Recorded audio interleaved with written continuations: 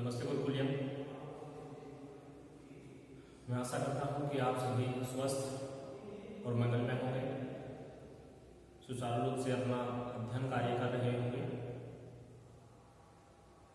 आज मैं इस वीडियो लेक्चर में आज के इस वीडियो लेक्चर में आप बच्चों के लिए लेकर आया हूँ रुचिरा भाग 3 का 5वां पाठ, जिसका नाम है कंटकेन एव कंटकम, अर्थात कांटे के द्वारा ही कांटा निकाला जाता है। कांटे के द्वारा ही कांटा निकाला जाता है। प्रस्तुत जो कथा है ये मध्य प्रदेश के डिंडोरी जिले में प्रधानों के बीच प्रचलित कथा है। दो कथा कह लीजिए। और इस कथा के माध्यम से, इस लोक कथा के माध्यम से बताया गया है कि किसी भी मुसीबत से चतुराई और बुद्धि कौशल के द्वारा उससे बाहर निकलना कैसे निकलना। अगर कोई भी कठिनाई, कोई भी मुसीबत आ जाती है तो हम अपनी चतुराई का परिचय देते हुए, प्रखर बुद्धि का परिचय देते हुए उससे बाहर निकल सकते हैं। जो प्रधान शब्द इसमें आया है, प्रधान कौन थे? प्रधान गोंड राजाओं के द्वारा, गोंड राजाओं की वंशावली और कथाओं का वाचन करने वाले लोग थे। गोंड राजाओं की वंशावली और कथाओं का वाचन करने वाले लोग थे। इसके बाद ये जो इनकी कथाएं थी, लोक कथाएं थी, इनके ऊपर चित्र बनाने, अर्थात इन कथाओं के आधार पर ये लोग चित्र बनाते थे। अब लोक कथाएं जैसे पाठ में वर्णित है, ये पाठ उसी के ऊपर आधारित है। ये लोक कथाएं, इन लोक कथाओं के माध्यम से लोक जीवन की रंग बिरंगी तस्वीर मिलती है। लोक कथाओं के माध्यम से रंग बिरंगी तस्वीर मिलती है। इसमें दिलचस्प बात यह है कि लोक कथाएं कहीं की भी हो, उसमें मनोरंजन छिपा रहता है, अर्थात वो लोगों का भरपूर मनोरंजन करते हैं। लोक कथाएं किसी भी क्षेत्र की हो, किसी भी इलाके की हो, वो आपस में मिलती जुलती होती है, क्योंकि लोग एक स्थान से दूसरे स्थान पर जाते रहते हैं, वो वहाँ पर कथाएं सुनाते हैं। तो वहाँ के जो श्रोता हैं, जो सुनने वाले लोग हैं, वो अपनी संस्कृति के अनुसार, अपनी भाषा के अनुसार, अपनी बोली के अनुसार उसको अपने में समेट लेते हैं। और जब उसका वर्णन करना होता है, जब वो लोक कथा किसी को सुनानी होती है, तो वो अपने तरीके से उस लोक कथा को सुनाते हैं। तो इस कारण से उसमें भाषा का और घटनाओं का थोड़ा बहुत बदलाव देखने को मिलता है। स्थान और काल के अनुसार, स्थान और समय के अनुसार लोक कथाओं की नई नई व्याख्याएं होती रहती हैं। इस क्रम में जो व्याख्याएं होती हैं, जो लोग उनको बताते हैं, तो जैसे मैंने पहले बताया है, उनमें थोड़ा बहुत परिवर्तन भी होता रहता है। तो इस लोक कथा के माध्यम से भी संदेश दिया गया है, जैसे पहले बताया गया था कि हम चतुराई और बुद्धि कौशल के द्वारा किसी भी मुसीबत से बाहर निकल सकते हैं। तो आइए इस पाठ का हिंदी अनुवाद करते हैं।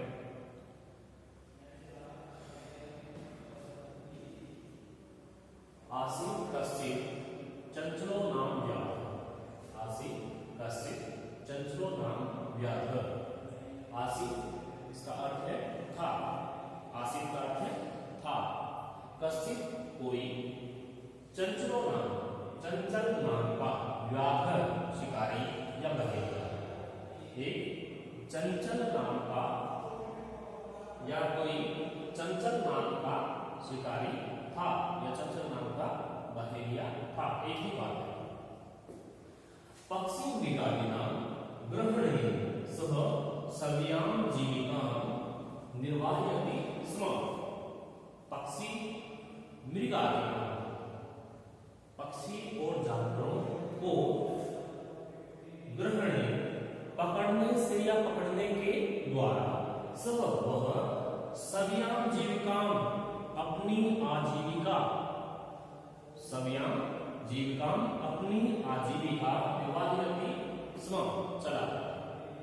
पक्षियों को और जानवरों को पकड़ता था, उनके द्वारा वो अपनी आजीविका चलाता।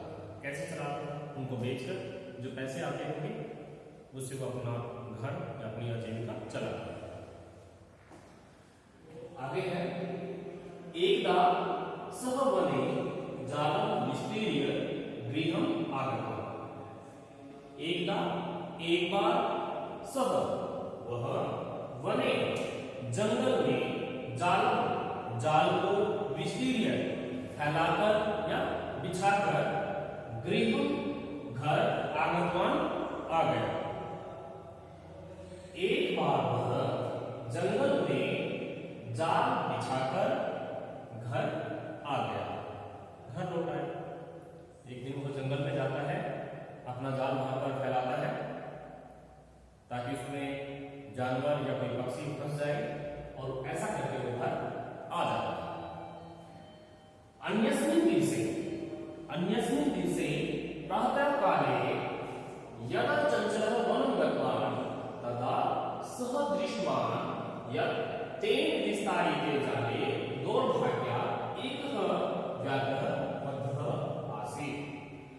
अन्यस्मिन् दिवसे, अन्यस्मिन् अगले, दिवसे दिवस या दिन, प्रातः काले सुबह, यदा जब चंचल वनं गतवान् वन गया, तदा तब सह दृष्टवान् उसने देखा यत् कि तेन उसके द्वारा विस्तारिते फैलाए गए जाल में दुर्भाग्य से एक व्याघ्र बाघ बंधा हुआ आसीत था। अगले दिन सुबह जब वह वन गया या जंगल में गया तो उसने देखा कि उसके द्वारा फैलाए गए जाल में दुर्भाग्य से एक बाघ फंसा हुआ था। आगे सो अचिंत्य, ये संधि की हुई है, सह और अचिंत्य है।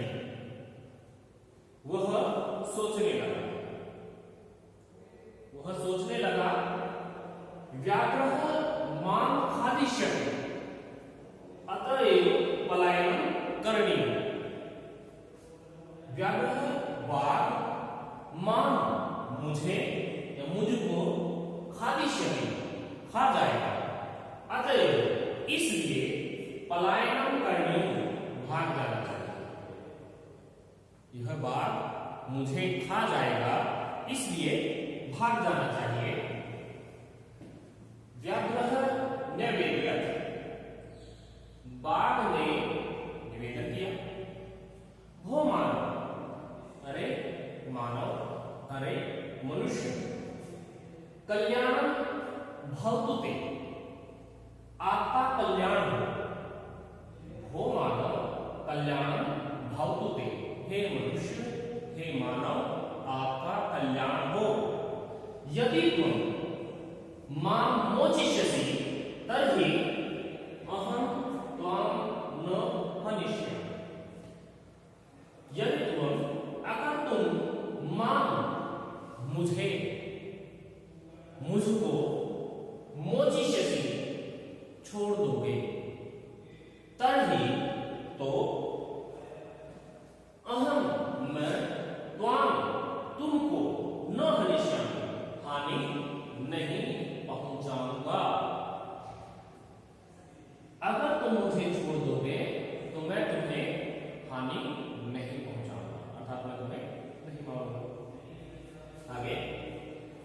तदा सह व्याघ्र व्याघ्रं जालात् बहि निरसाय। तब स व्याघ्र उस शिकारी ने व्याघ्रं बाघ को जाल से वही बाहर निरसाय निकाल दिया। जब उसने आश्वासन दिया कि अगर तुम मुझे आजाद कर दोगे, इस जाल से बाहर निकाल दोगे, तो मैं तुम्हें हानि नहीं पहुंचाऊंगा, तो उसकी बात मानते हुए उसने शिकारी ने बाघ को जाल से बाहर निकाल दिया। व्याघ्रः क्लान्तः आसीत्, बाघ थका हुआ था। आसीत् का अर्थ यहां पर था, क्लान्तः थका हुआ, बाघ थका हुआ था। सो औरत वह बोला, भो मानव, अरे मनुष्य, पिपासु हूं, मैं प्यासा हूं, मैं प्यासा हूं। नद्यः जलम आनीय मम पिपासां शमयति।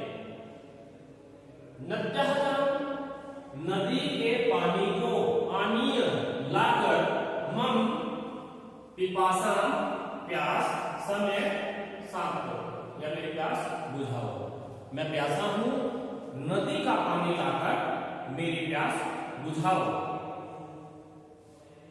अब आगे क्या होता है?